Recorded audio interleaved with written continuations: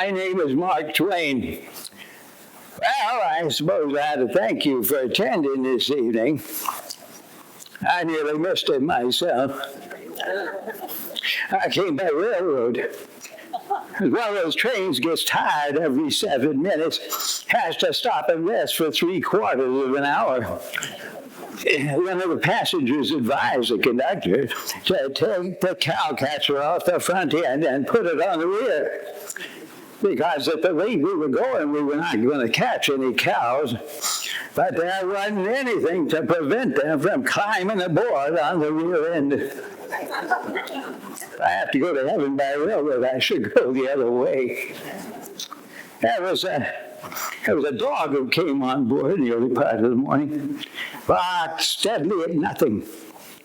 I'd never seen one of his kind before. He was a long, low dog with very short legs. Something like parentheses turned the wrong way. But it seemed to be satisfied. I didn't ask what kind of a dog it was or how it came to be deformed, but its owner was obviously very fond of it.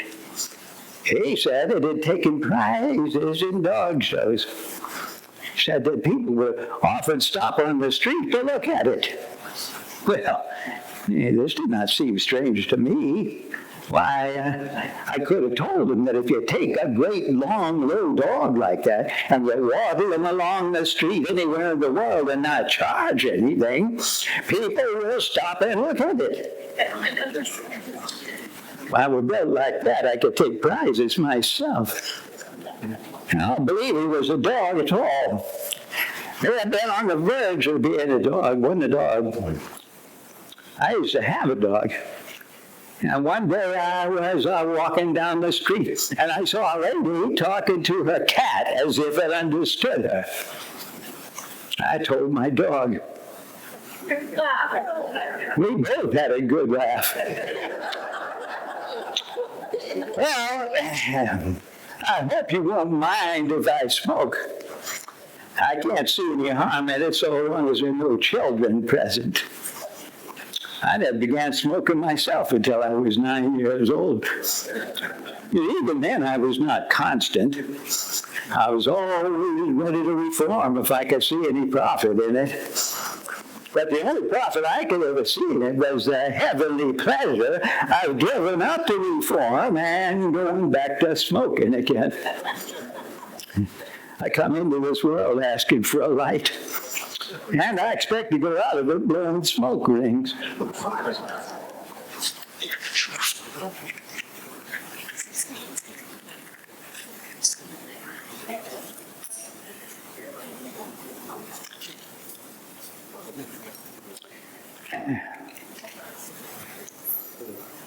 Well, it seems a fitting observation to me that you can only live life by pushing ahead, but you can only really learn from life by looking behind you. And when I was a boy, helping to inhabit that little river town of Hannibal, Missouri, my comrades and I had but one permanent ambition: to be a steamboatman. Boy after boy managed to go out on the river, and by I ran away too. Said I never would come home again until I was a pilot and could come in glory. I love that profession far better than any I followed since. I took a measureless pride in it. For a pilot on a steamboat in those days was the only unfettered and totally independent human being to walk the face of the earth. A pilot house was a sumptuous glass temple offering a princely view of the great Mississippi, rolling its mile-wide tide along, shining in the sun. On the 4 o'clock watch mornings, I could see the summer sunrise on the river. That was enchanting. First, the eloquence of the silence. Then the haunting sense of loneliness. isolation, remoteness from the worry and bustle of the world. The dawn creeps in stealthily. Solid walls of black forest soften to gray, and vast stretches of the river open up and reveal themselves. And the water is glass smooth.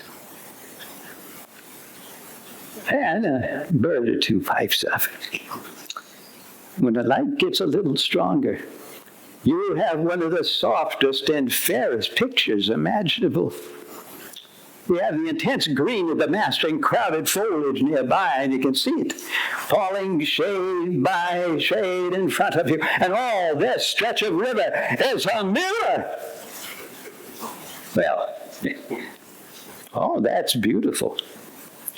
But when the sun gets well up and distributes a pink flush here and a powder of gold over yonder, and a purple haze where will yield the best effect, well, then you grant that you have seen something worth remembering. I'd hoped to follow the river the rest of my days and die at the wheel when my mission was ended. But by and by the war came. Commerce on the river ceased, and my occupation was gone. So I had to seek another livelihood. At some point, I decided to go out to California. When I was just a young man, studying for the gallows, I went west on the Overland stage to San Francisco. It was there that I was about to learn that temperance is best. But intemperate temperance, why, that's apt to be troublesome. I arrived there with a very bad cold. A lady at the hotel advised me to drink a quart of whiskey every 24 hours. Another friend recommended the exact same thing. I made a half a gallon. Why, I'd been drunk before about that. I saw a masterpiece. Went to bed early that night. I dreamed I had a terrible nightmare. I had a dream I was baptized. Well, anyway, I was looking for a job out there in San Francisco.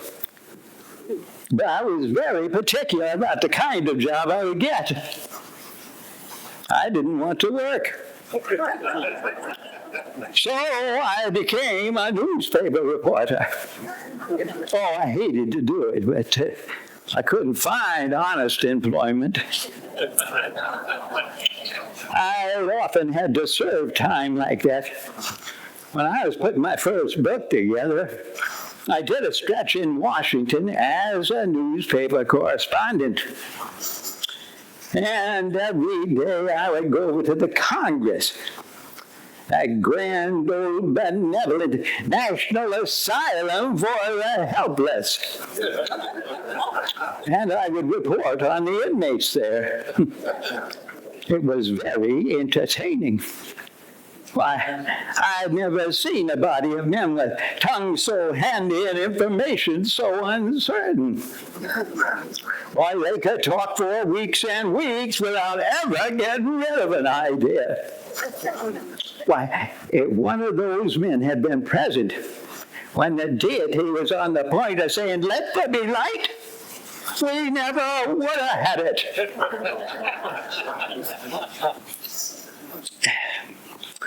Well, I went out there to California to hunt for gold. I was going to be a millionaire.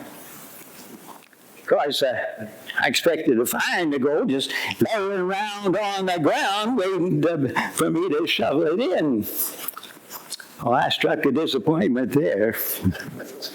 That was like so many of the other pipe dreams in my life, all based on rumor. When I got out there, I found I'd just been drunk on the smell of somebody else's cork. Found out you had to dig for the gold with a long-handled shovel. I had no use for a long-handled shovel. Oh, I was willing to sit by and admire while other people used one.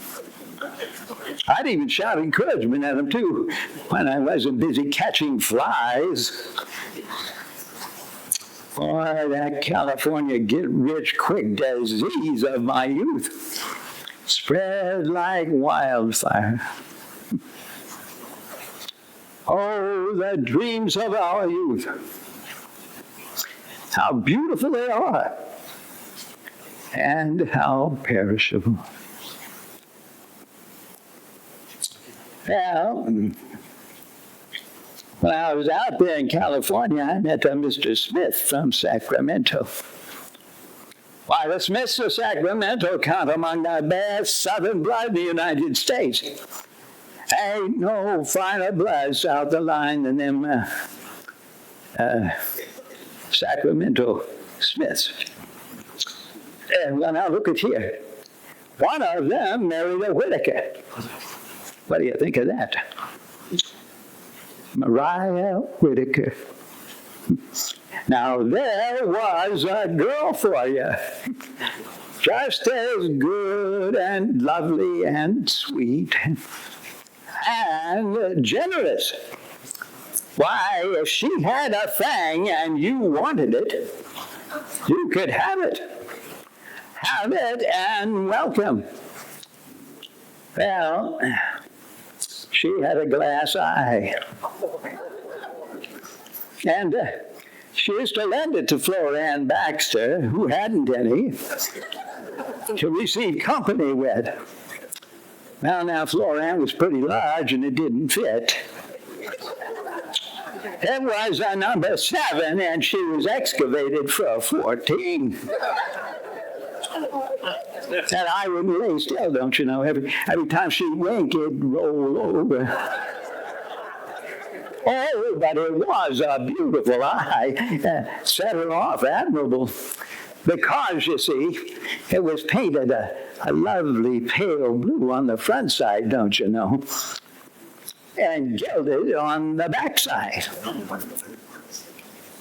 Didn't match the other eye, which was one of them browny, yellowy eyes, tranquil and quiet. You know, the way them kind of eyes are. But it didn't matter, they worked together all right. And plenty picturesque. Why, now, when Flora Ann come to get excited, that hand-painted eye gave a whirl. And it would keep on a whirling fashion, first blue and then yellow and then blue. And the other eye would stand still. Well, people didn't mind it, but most always made the children cry. Flora Ann Baxter. Well, now, Flora Ann, she married a Hagedon, old Maryland Eastern Shore blood. And their daughter, little Sally, she married a missionary. And they went off carrying the good news to the cannibals way out there in the island someplace, way out there in the middle of the ocean somewhere. And, well, they ate her. Yeah, they ate her. Ate him too. Oh, they was dreadful sorry about it. And when their family sent down there to fetch their things, they said so. Said they were sorry and apologized. Said shouldn't happen again. Said it was an accident. Why, there ain't no such thing as an accident. That's foolishness for you. There ain't nothing happens in this world that ain't ordered just so by a higher and wiser power. And always for a good purpose. Well, you take now, for example, Old Man Wheeler. I reckon you've heard of the Wheelers. Old Man Wheeler, he worked at a carpet factory. And one day he was meditating and dreaming around in the carpet factory. And the machinery made a snatch at him. And the first thing you know, he was meandering all through the factory, going so fast as to where you can't even see him. You only hear him whiz as he went by. Wheeler got rolled up into 39 yards of the best 3-ply carpeting. His widow was sorry. Oh, she was uncommonly sorry. But she done the best she could under the circumstances. She took the whole piece. 39 yards. Oh, she wanted to give him a proper and honorable burial, but she couldn't bear to roll him up. So she took and she spread him out full length. She wanted to get a tube to put him in, but there weren't none for sale. So she, oh my sakes alive, she boxed him up in a beautiful box, and she stood him on a pedestal on a hill, and she painted on him to the loving memory of 39 yards of the best 3-ply carpeting containing the mortal remains of Pelican G. Wheeler. Oh, poor old Wheeler. My sakes alive.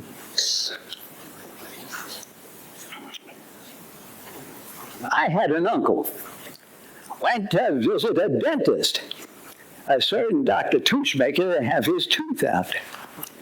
By that dentist, he pulled and pulled, that tooth wouldn't come. But my uncle's right leg come up. The dentist said, "What are you doing that for?" My uncle said, "Because I can't have it." Well, the dentist said, "You come back at the end of the week and I'll take care of you." Well, during that week, that dentist invented an instrument combining the properties of the screw, a lever, the wedge, the hammer, and the inclined plane. My uncle come back, sat in the chair. One turn of the crank, and out come the tooth. But the roots were hooked into my uncle's right big toe, and his whole skeleton was extracted with the tooth. They had to send him home in a pillowcase. Well, I'm going to declare a few minutes rest period now. You know, it's a terrible thing to be taught to death. So I like to pause from time to time to allow some people to escape. And this is your first opportunity.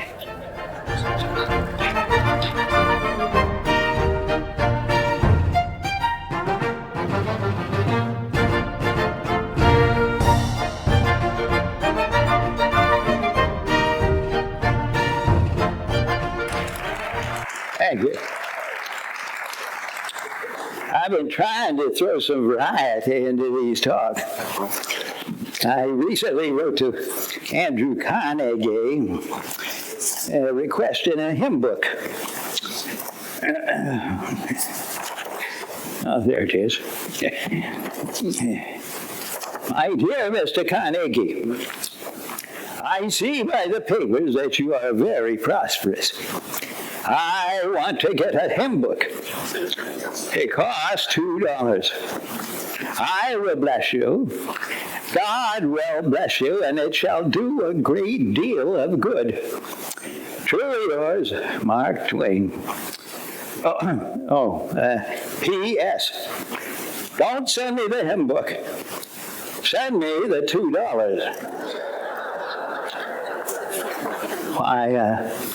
I wanted to select it myself. I'm not lying to you. I don't tell lies. I differ from George Washington. I have a higher and grander standard of principle. George could not tell a lie. I can, but I won't. Oh, I used to tell lies, but I've given it up. The field is overrun with amateurs. Why, when I look around me and contemplate the lumber and slovenly lying of the present day, it grieves me to see such a noble art so prostituted. In my day, a liar was a liar. Well, I don't mean to suggest that the custom of lying has suffered any decay. It couldn't, for the lie is eternal. It is man's best and surest friend, and cannot perish from the earth while Congress remains in session. No, when I talk about the decay in the art of lying, I'm talking about the silent lie. It requires no art. It simply keeps still and conceal the truth. For example, it would not be possible for a humane and intelligent person to invent a rational excuse for slavery. Yet in those early days of the emancipation agitation in the North, those agitators got small help from anyone. Argue and plead and pray as they might, they could not break the universal stillness that reigned from pulpit and press all the way down to the bottom of society. The clammy stillness created and maintained by the lie of silent assertion. The silent assertion that there wasn't anything going on in which intelligent and humane people ought to be interested. Well, when whole nations of people conspire to propagate gigantic mute lies like that one in the interest of tyrannies and shams, why should we care anything about the trifling ones told by individuals? Why not be honest and honorable and lie every chance we get?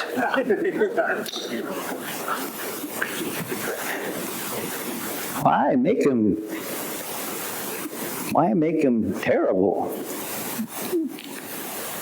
Why should we help the nation lie the whole day long and then object to telling one little insignificant private lie in our own interest? Just for the refreshment of it, I mean, and to take the rancid taste out of our mouths. No, there's no art to silent lying. It's timid and shabby. Well, I've been directing my remarks to the young people in this audience. The old ones are past saving. But I earnestly hope that the young ones will understand me. I hope it, but I doubt it. When I was a boy of 14, my father was so stupid that I could scarcely stand to have the old man around. By the time I got to be 21, I was astonished at how much he had learned in the last 7 years.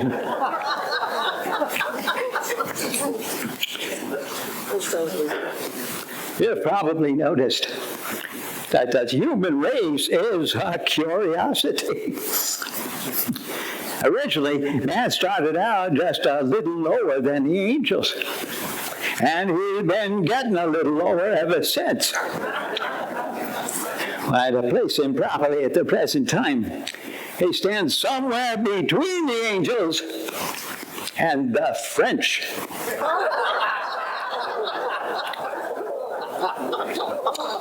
Oh, man is a marvel, he is. He's invented himself a heaven, and he's emptied into it all of the nations of the earth, all in one common jumble, and all of them on an equality absolute.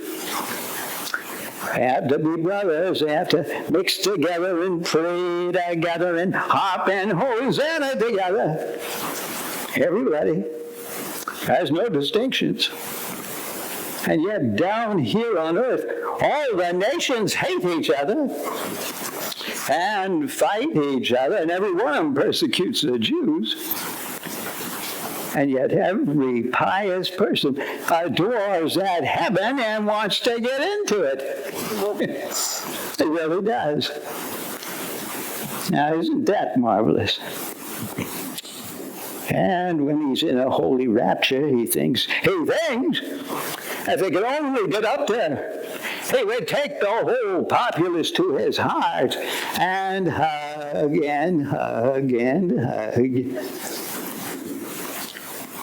I wonder if God invented man because he was disappointed in the monkey.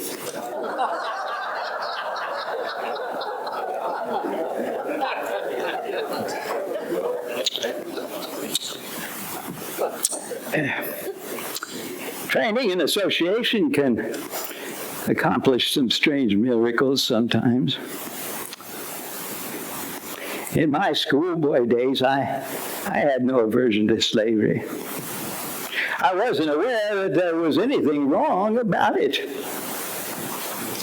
Local papers said nothing against it.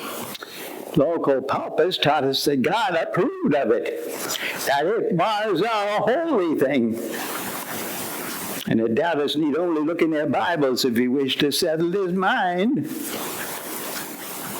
Then the texts were read aloud to us to make the matter sure. If there were passages in the Bible that disapproved of slavery, they were not quoted by our pastors. I wondered how they could lie so. Result of practice, no doubt, and a sense of confidence of a Christian with 4 races.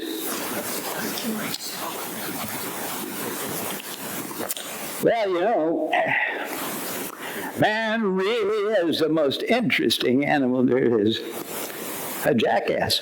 It's his idea, you see, that the deity sits up nice to admire him. He's the example. Now you may wonder why. Well, because of his intellect. Man is a reasoning animal. Such is the claim, though I do think that's open to dispute. Why, I've been studying this reasoning animal for years now. And I find the results humiliating. For example, I experimented with a cat and a dog. Taught them to be friends. I introduced a rabbit, and in an hour they were friends. Then I added a fox, a goose, a squirrel, some doves, a kangaroo, and finally a monkey. Why, they were to live together in peace. Well, next, I caught an Irish Catholic, and I put him in a cage. And just as soon as he seemed tame, I added a Presbyterian. Then a Turk from Constantinople, a Methodist from the wilds of Arkansas, a Buddhist from China, and finally, a Salvation Army colonel. Why, when I come back, there wasn't a specimen left alive. Seems these reasoning animals had disagreed on a theological detail and carried the matter to a higher court. Because you see, man is also the religious animal. He's the only one got that true religion. Several of them. Why, he loves his neighbor as himself and cuts his throat if his theology isn't straight. He's made a graveyard of the globe, trying his honest best to smooth his brother's path to happiness and heaven. The other animals have no religion, you know. It's going to be left out, and I wonder why. Seems questionable taste to me. Man is the only patriot. He sets himself apart in his own country under his own flag, and he sneers at the other nations. Keeps uniformed assassins on hand at heavy expense to grab slices of other people's countries and to keep them from grabbing slices of his. With the result that there's not an acre of ground on the globe that's in possession of its rightful owner. And in the interval between campaigns, he washes the blood from his hands and works for the brotherhood of man with his mouth.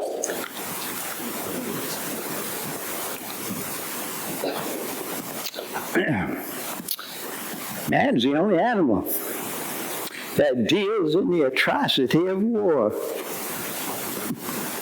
He's the only one that for sordid wages goes forth in cold blood to exterminate his own kind. He has a motto for this.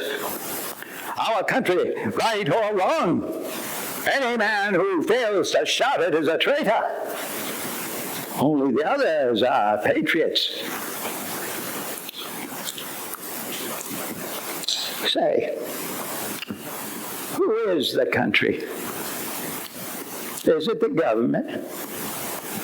In a republic, the government is merely a servant, a temporary one. Its function is to obey orders, not to originate them. Only when a republic's life is in danger should a man uphold his government when it's wrong. Otherwise, the nation has sold its honor for a phrase. If that phrase needs help, it gets another one. Even though the war be wrong, we are in it. We must fight it out. We cannot retire without dishonor.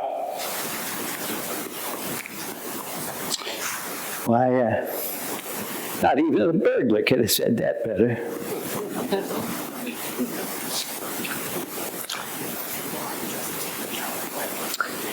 Man is the only animal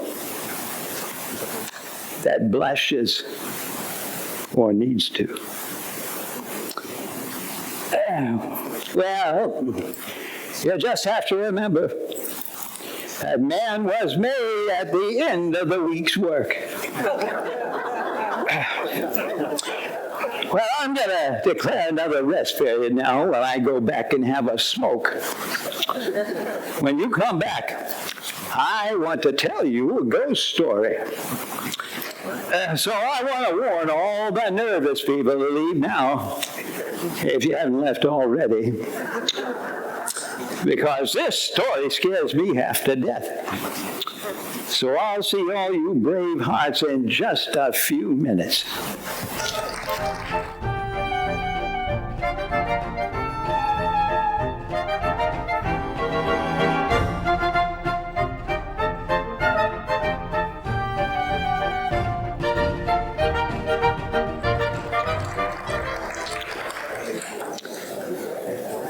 When I was a boy in Hannibal on the river.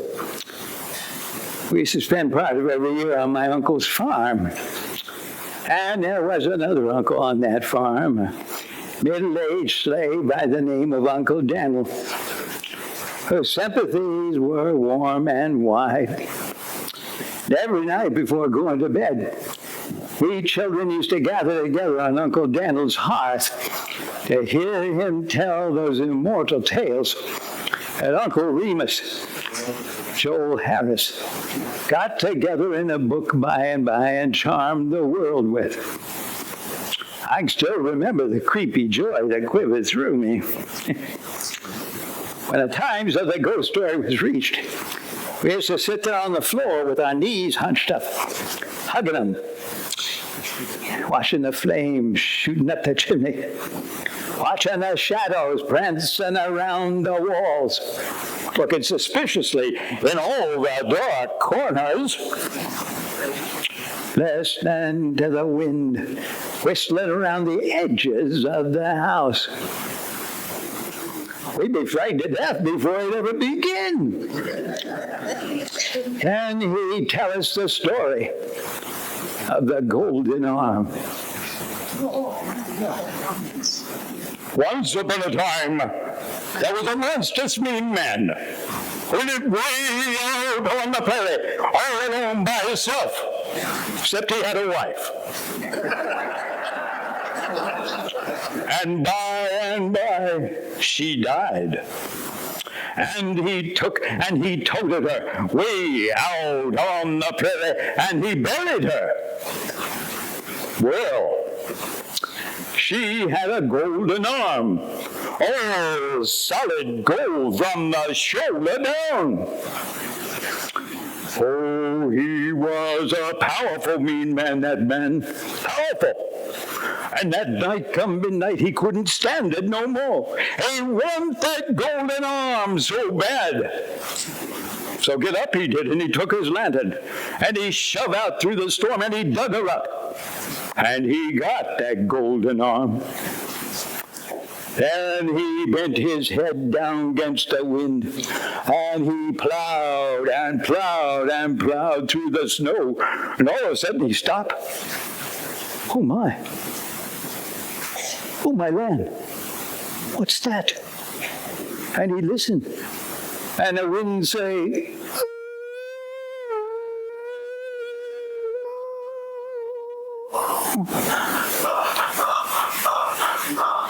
and then, way back yonder where the grate is, he hear a voice. He hear a voice all mixed up with the wind and the storm. You can't tell them apart. And that voice say,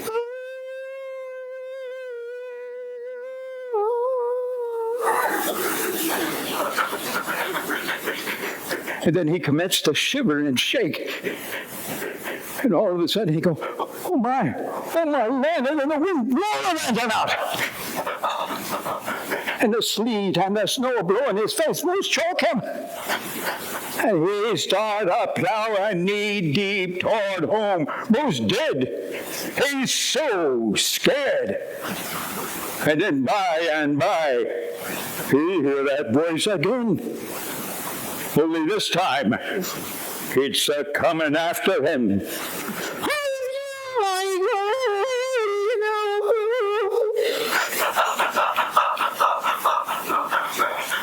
And when you get to the pasture, you hear it again.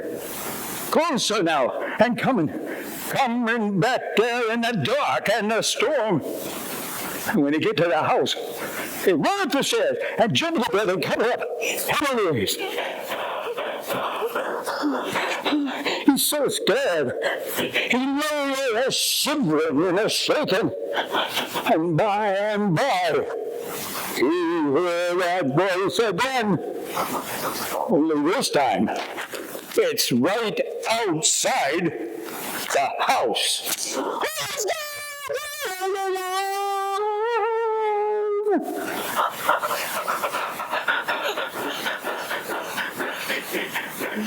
And then he hear,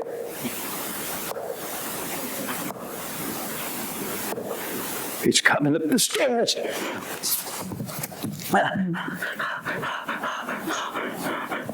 Then you hear the latch open. And he know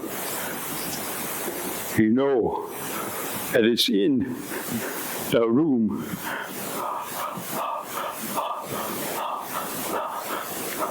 Then you know that it's standing by the bed. Then you know that it's bending down over him. He can scarce catch his breath. He's so scared. And then he seemed to feel something cold right down against his head. And that voice said right in his ear, "Get it!"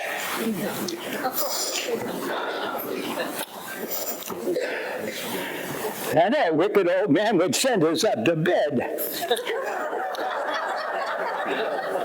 I remember how very dark that room was in the dark of the moon. I can still remember the raging of the rain on the roof summer night, and how pleasant it was to lie there and listen to it and enjoy the white splendor of the lightning and the majestic crashing and booming of the thunder.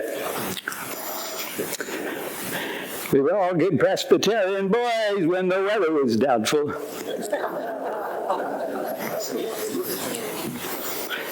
Well, last year I celebrated yet another escape from the gallows. I am approaching the threshold of age. I'm going to leave my skull to Cornell University so scientists can examine it and send me a report. Now, some people call me a pessimist in my old age, but I am not. I am an optimist who did not arrive. I've had a good life. I've traveled. I've seen all the foreign countries I care to see, except for heaven and hell. I have only a vague curiosity about one of them. Thought I'd like to see my old ancestor, Satan. Oh, I have no special regard for Satan, and I think I can claim to have no prejudice against him. Maybe that I lean a little his way on account of him not getting a fair showing. Why, all the religions issue Bibles against him and say the most injurious things about him, but we never hear his side. We have only the evidence for the prosecution, and yet we've rendered a verdict. Now, to my mind, this is irregular. It's un-English, un-American. It has French. Why, without that precedent, a man could never have been condemned. Of course, Satan has some case. That goes without saying. Maybe a poor one, but that can be said about any of us. As soon as I get at the facts, I intend to undertake his rehabilitation myself. If I can find an unpolitic publisher. We may not pay him reverence for that, we'd be indiscreet, but at least we can respect his talents. Why, any man who has for untold centuries maintained the imposing position of spiritual head of 4/5 of the human race and political head of the whole of it must have executive abilities. Well, I should like to meet him. I would rather meet him and shake him by the tail than any other statesman on the planet. And I probably will.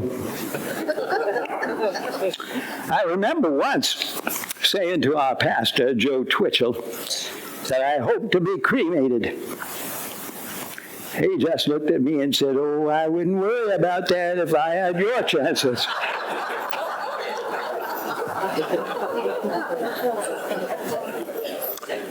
Well, I've heard a great deal all my life about heaven and hell. And as near as I can figure it, if a man goes to heaven, he will put in all his time in proving himself. He will study and study and study and progress and progress and progress. And if that isn't hell, I don't know what is. Well, folks, it's time to go. My feet are tired and you're tired. It's been nice visiting with you. Thank you and good night.